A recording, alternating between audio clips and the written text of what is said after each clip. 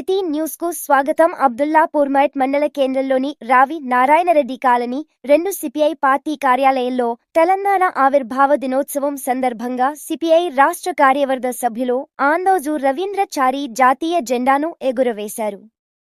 రాష్ట్ర కౌన్సిల్ సభ్యులు ముత్యాల యాదిరెడ్డి సిపిఐ జెండాను ఎగురవేశారు. ఈ సందర్భంగా వారు మాట్లాడుతూ తెలంగాణ పోరాట అమరవీరుల ప్రాణత్యాగాల ఫలమే ఈ తెలంగాణ రాష్ట్రమని, వారి త్యాగాలని మరువలేమని అన్నారు. ఈ కార్యక్రమంలో సిపిఐ మాజీ కౌన్సిలర్ పబ్బతి లక్ష్మణ్, ఏఐటియుసి రంగారెడ్డి జిల్లా ఉపాధ్యక్షులు అజ్మీర హరిసింగ్ నాయక్, వేణుగోపాలచారి, కాటి అరుణ, వట్టి నవనీత, పుల్లయ్య, ధూపం నిరంజన్, ఆవుల యాదగిరి, పొన్నాల యాదగిరి, దేవమ్మ, సుజాత తదితరులు పాల్గొన్నారు. కాకతీయ యూనివర్సిటీ వేదికగా వేలాది మంది విద్యార్థులు వాళ్ళ రోడ్ల మీదకి వచ్చి ఈ రాష్ట్ర సాధనలో భాగస్వామ్యం అయినారు, త్యాగాలు చేసినారు. 1200 మంది విద్యార్థులు అమరులైనారు, జైళ్లకు పోయినారు. మరి వాళ్ళ త్యాగాల ఫలితమే వాళ్ళ శ్రీకాంతాచారి మొదటి అమర వీరుడుగా వాళ్ళ చరిత్రకెక్కినటువంటి విషయం మీ అందరికీ కూడా తెలుసు.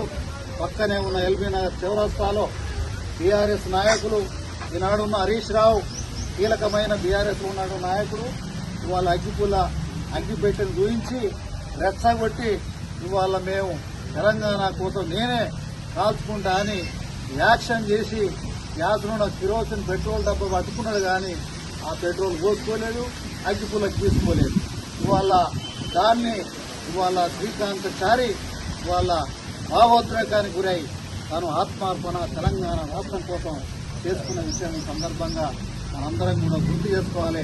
అతనికి ఇందులో మరణించిన 1200 మంది విద్యార్థులకు ఒకసారి మనం అందరం కూడా జోహార్లు అర్పిద్దామని ఈ సందర్భంగా మీ అందరికీ కూడా విజ్ఞప్తి చేస్తాం. 1947 నుంచి కమ్యూనిస్టులు తెలంగాణ రైతాంగ సాయుధ పోరాటం నిర్వహించి నైజాంను గద్దెదించినటువంటి చరిత్ర మనకందరికీ కూడా తెలుసు. మనం సెప్టెంబర్ 17 చేసుకుంటా ఉన్నాం. దాంతోపాటుగా 69లో తెలంగాణ కావాలని తొలి ఉద్యమం వచ్చినప్పటికీ అప్పుడు ఉన్నటువంటి పరిస్థితుల్లో తెలంగాణ ఇవ్వలేదు.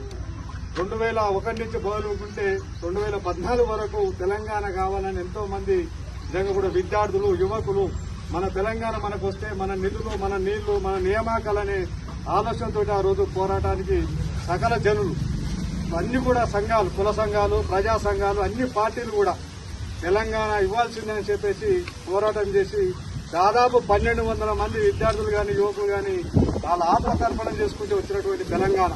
ఈ తెలంగాణలో నిజంగా తెలంగాణ వచ్చాక 2014లో నిజంగా కేసీఆర్ సరే ముందు బాగానే ఉంటాయని చెప్పేసి కేసీఆర్ ను ముఖ్యమంత్రి చేసుకున్నాం మనం ఆ రోజు.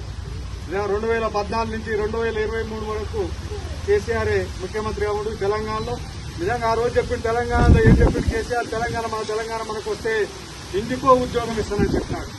ఇంటికో ఉద్యోగం కాకుండా కేజీ నుంచి పీజీ వరకు మన పిల్లలు నిర్బంధ విద్య అని చెప్పేసి ఆ రోజు హామీ ఇవ్వడం జరిగింది. అదే కాకుండా నిజంగా కూడా మన నీళ్లు, మన నిధులు, మన నియామకాలు అన్ని కూడా తెలంగాణ పిల్లలకే పంచుతా, తెలంగాణలో ఉన్న వాళ్ళకే పంచుతా. ఈ ఆంధ్ర వాళ్ళు పరిపాలన చేసి వాళ్ళందరినీ కూడా ఇబ్బంది పాలు చేసి మనకు ఉద్యోగాలు లేవు, మనం అంతా కూడా సెప్రాస్ ఉద్యోగాలు చేస్తా ఉన్నాం. నిజంగా కాంట్రాక్ట్ ఉద్యోగస్తుడే కాని రాకుండా చేస్తా, అందరికీ కూడా పర్మిట్ చేస్తానంటే ఆ రోజు మనం కేసీఆర్ మాటలు నమ్మి మనం కేసీఆర్ కోటేసి 2014లో అధికారం ఇచ్చినాం. 2014 నుంచి 2023 వరకు కూడా కేసీఆరే నిజంగా ఈ రాష్ట్ర ముఖ్యమంత్రి. కానీ ఈ రాష్ట్ర ముఖ్యమంత్రిగా ఆయన ఉద్యోగాలు ఇచ్చేటట్టు ఉద్యోగాలు ఇవ్వలేదు. ఉద్యోగాలుగా దళితుని ముఖ్యమంత్రి చేస్తాడు ఫస్టే.